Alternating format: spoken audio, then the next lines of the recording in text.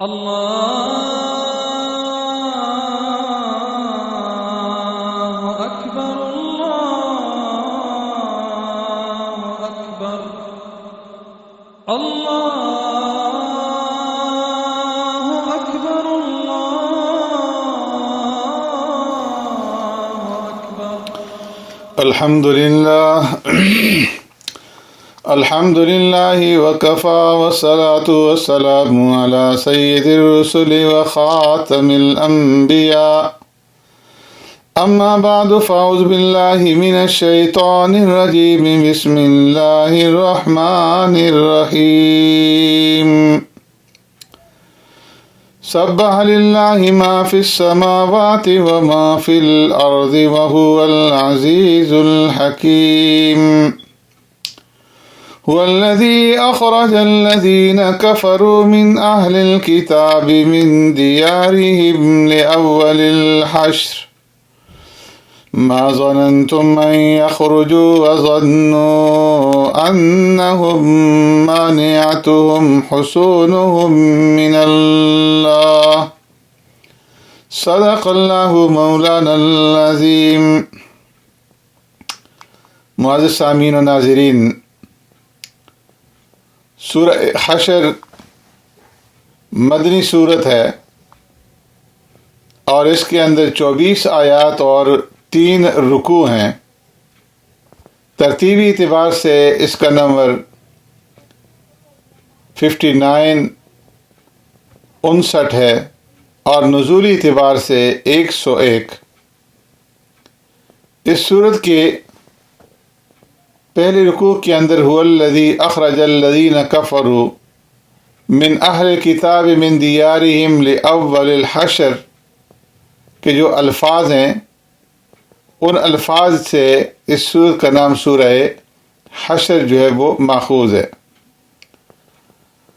یہ سورت بنی نذیر کی جلاوطنی کے زمانے میں نازل ہوئی. ربیع الاول ہجری 4 میں بنی نذیر کا محاصرے کا واقعہ پیش آیا تھا، تو اس لحاظ سے اس سورت کا زمانہ نزول ہجری 4 جو ہے وہ معلوم ہوتا ہے. اس سورت کی ابتدا میں یہود کے مشہور قبیلہ بنی نذیر کے جلاوطنی کا ذکر ہے، جسے اول الحشر کے فقرے سے تعبیر کیا ہے. اس بنا پر ضروری تھا کہ مال فے کے بارے میں احکامات جو ہیں وہ بتائے جائیں. مال فے اس مال غنیمت کو کہتے ہیں کہ جو بغیر جنگ کے فوجی دباؤ سے دشمن کے مرعوب ہو جانے پر اور ان کے بھاگ کھڑے ہونے کی صورت میں حاصل ہو. لہذا اس کا حکم اس صورت کے اندر بتایا گیا. پھر منافقین جو کہ یہودیوں میں سے تھے، اس لیے ان کی ریشہ دوانی اور چال بازیوں کو بھی بیان کیا گیا. اور یہودیت اور سرمایہ داری گویا لازم ملزوم ہے، اس لیے دنیا پرستی اور حب مال کی مذمت کرتے ہوئے مسلمانوں کو اس کے مفاسد کی بنا پر اس سے روکا گیا.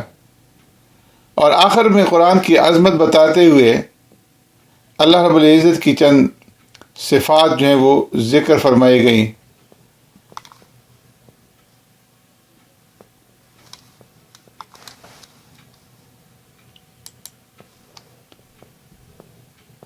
اس صورت کی ابتدا میں بتایا گیا کہ کائنات کی ہر چیز اللہ تبارک و تعالیٰ کی تسبیح اور تقدیس اور اس کی حمد و ثنا بیان کرتی ہے اور اس کی وحدانیت اور قدرت و جلال کی گواہی دیتی ہے. پھر فرمایا کہ قدرت الہیہ کے بعض آثار اور زندہ دلائل جو ہے اس صورت کے اندر ذکر کیے گئے، جن میں سے ایک یہ بھی ہے کہ یہود جو کہ عرصہ دراز سے یثرب جو مدینہ منورہ کا پرانا نام تھا وہاں پہ قیام پذیر تھے، انہوں نے اپنی حفاظت کے لیے بڑے بڑے مضبوط قلعے تعمیر کر رکھے تھے اور معاشی وسائل پوری طرح ان کے قبضے میں تھے۔ یثرب والوں کو انہوں نے سودی قرضوں کی سنہری زنجیروں کے اندر جکڑ رکھا تھا، اور ان کا خیال یہ تھا کہ کوئی بھی ہمیں یہاں سے نہیں نکال سکتا، لیکن ان کی اپنے ہی کرتوتوں کی وجہ سے اللہ کا ان کے اوپر عذاب آیا اور انہیں دوبارہ حشر کا سامنا کرنا پڑا، یعنی اخراج کا اور وہاں سے نکلنے کا سامنا کرنا پڑا۔ حشر اول میں انہیں مدینہ منورہ سے شام کی طرف دھکیل دیا گیا، اور حشر ثانی میں حضرت فاروق اعظم رضی اللہ تعالیٰ عنہ نے انہیں خیبر سے شام کی طرف چلے جانے پر مجبور کر دیا۔ یہود کا مدینہ اور خیبر سے نکل جانا ایک ایسا واقعہ تھا کہ یہود کا تو کیا، خود مسلمانوں کے لیے قطعی طور پر یہ غیر متوقع تھا۔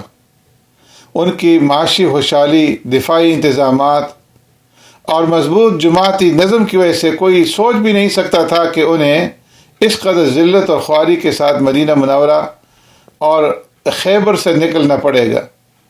لیکن اللہ تبارک و تعالیٰ نے جب انہیں ان کی عاشقنی اور تکذیب اور انکار اور تکبر اور سرکشی کی وجہ سے نکالنے کا فیصلہ کر لیا، تو ظاہری اسباب ان کے کسی کام نہ آئے، اور اللہ رب العزت کا جو فیصلہ ان کے بارے میں تھا وہ وقوع پذیر ہوا۔ فرمایا هو الذی اخرج الذین کفروا من اہل الکتاب من دیارہم لأول الحشر۔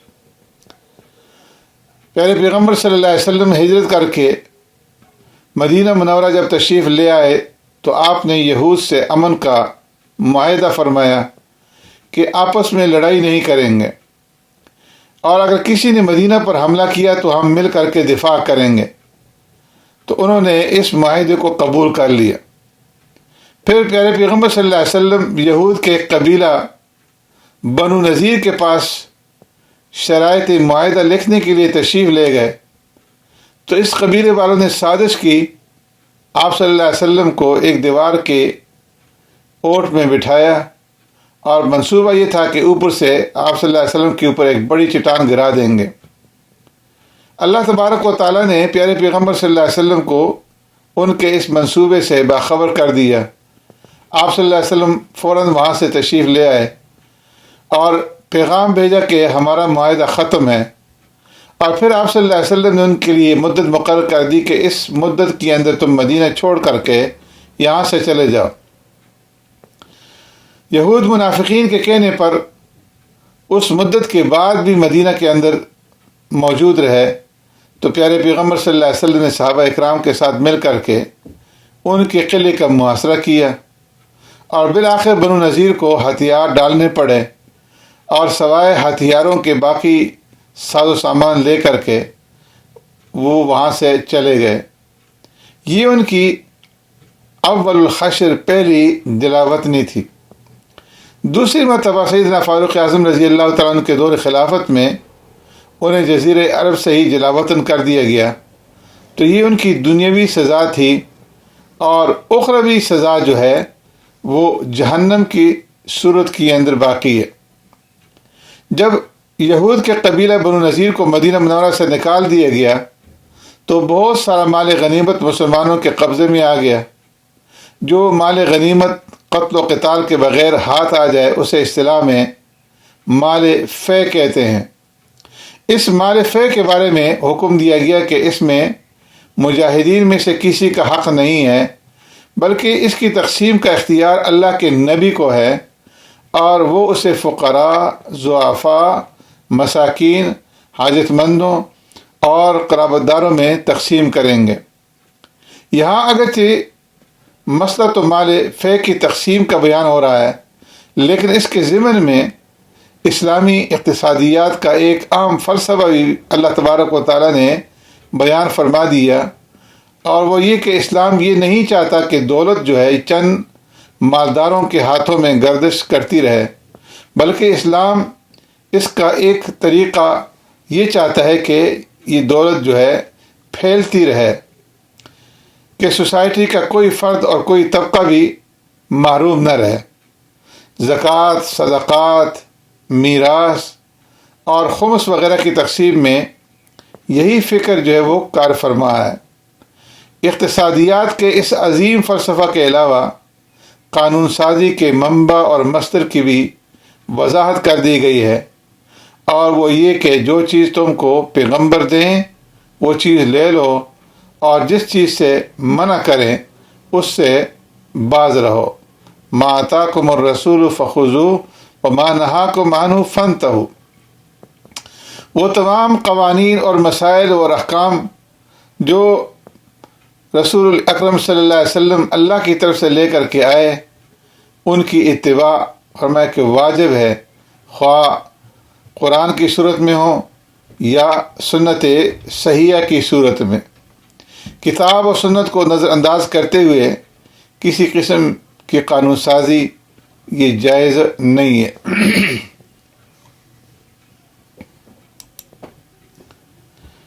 اس کے بعد انصار مدینہ کی وسعت قلبی کی تعریف کرتے ہوئے بتایا ہے کہ ایمان کی بنیاد پر مدینہ کی طرف ہجرت کرنے والوں کو انہوں نے اپنے معاشرے میں سمونے کے لیے اس قدر محبتیں دی کہ اپنی ضرورتوں پر مہاجرین کی ضروریات کو ترجیح دی، اور اپنے دلوں میں کسی قسم کا بغض یا نفرت جو ہے وہ نہیں پیدا ہونے دی۔ اور اس کے اندر پھر خاص طور پر حضرت ابو طلحہ انصاری رضی اللہ تعالیٰ عنہ کا واقعہ ہے، جو پیارے پیغمبر صلی اللہ علیہ وسلم کے فرمانے پر کچھ مہمانوں کو کھانا کھلانے کے لیے اپنے ہاں لے گئے۔ فرمایا کہ کھانا کم تھا تو انہوں نے بہانے سے اپنی اہلیہ سے کہہ کر کے چراغ بجھا دیا، اور مہمانوں نے خوب سیر ہو کر کے تناول فرمایا، اور وہ یہ سمجھتے رہے کہ گھر کے جو افراد ہیں یہ بھی کھانے کے ساتھ ہمارے ساتھ شریک ہیں، جبکہ وہ شریک نہیں تھے۔ سورہ حشر کے اندر جہاں ایک طرف اللہ کی رضا کو ہر چیز پر ترجیح دینے والے مہاجرین اور انصار اور ان کی اتباع کرنے والے قیامت تک کے مسلمانوں کی تعریف ہے، تو وہیں ان منافقین کی مذمت بھی بیان کی گئی ہے جو یہود کو برے وقت میں اپنے تعاون کا یقین دلاتے رہتے تھے۔ اللہ رب العزت فرماتے ہیں کہ ان دونوں گروہوں یعنی یہود اور منافقوں کا انجام یہ ہوگا کہ دونوں دوزخ میں داخل ہوں گے اور اس دوزخ کے اندر ہمیشہ رہیں گے، اور فرمایا کہ ظالموں کی یہی سزا ہے کہ وہ ہمیشہ ہمیشہ جو ہے وہ دوزخ کے اندر رہیں گے۔ پھر اس کے بعد اللہ تبارک و تعالیٰ نے مسلمانوں کو بعض ایسی دعائیں سکھائی ہیں کہ جنہیں اکثر اور بیشتر مسلمانوں کو اللہ رب العزت سے کرتے رہنا چاہیے۔ مثلا ربنا اغفر لنا ولاخواننا الذين سبقونا بالایمان ولا تجعل في قلوبنا غلا للذين آمنوا ربنا انك رؤوف رحیم۔ پھر اللہ تبارک و تعالیٰ نے بتایا کہ منافقین اور مشرکین بظاہر متحد نظر آتے ہیں، لیکن در حقیقت ان کا یہ ظاہری اتحاد محض اسلام کی عداوت کے جذبہ تک ہے، ورنہ دراصل یہ دونوں خود آپس میں ایک دوسرے کے مخالف ہیں اور حریف ہیں۔ اور ان کی مثال میں شیطان کو پیش کیا کہ وہ انسان کو کفر کی خوش نمائیاں بتا کر کے کافر ہو جانے کی تلقین کرتا ہے، اور پھر جب انسان کافر ہو جاتا ہے تو کہتا ہے بھائی میں تجھ سے بیزار ہوں اور اللہ رب العالمین سے ڈرتا ہوں، جس کا نتیجہ یہ ہوگا کہ دونوں عذاب جہنم کے اندر مبتلا ہوں گے۔ اسی طرح منافقین بھی مشرکین کو مسلمانوں کے خلاف اکساتے ہیں، اور جب مشرکین کی مدد کا وقت آئے گا تو منافقین صاف ان سے بیزاری اور برات کا اعلان کریں گے۔ سورہ حشر کے آخری رکوع میں ایمان والوں کو اللہ سے ڈرنے کا حکم دیا گیا ہے، اور انہیں سمجھایا گیا کہ تم ان یہود و نصارہ کی طرح نہ ہو جانا جنہوں نے حقوق اللہ کو بھلا دیا، جس کی پاداش میں اللہ نے خود ان کی ذات کے حقوق بھی بھلا دیے، اور وہ آخرت کو بھول کر حیوانوں کی طرح نفسانی خواہشات کی تکمیل ہی کے اندر لگے رہے۔ اس کے علاوہ اہل ایمان کو کتاب اللہ کی عظمت کی طرف متوجہ کرنے کے لیے فرمایا گیا کہ اگر اللہ پہاڑوں کو عقل اور شعور عطا فرما دیتا اور پھر ان پر قرآن نازل کر دیتا تو وہ اللہ کے خوف سے ریزہ ریزہ ہو جاتے.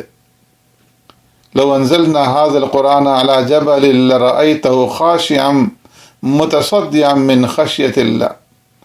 لیکن افسوس ہے انسان پر کہ وہ اس بے مثال کلام کی عظمت سے ناواقف ہے اور اس کے حقوق ادا نہیں کرتا.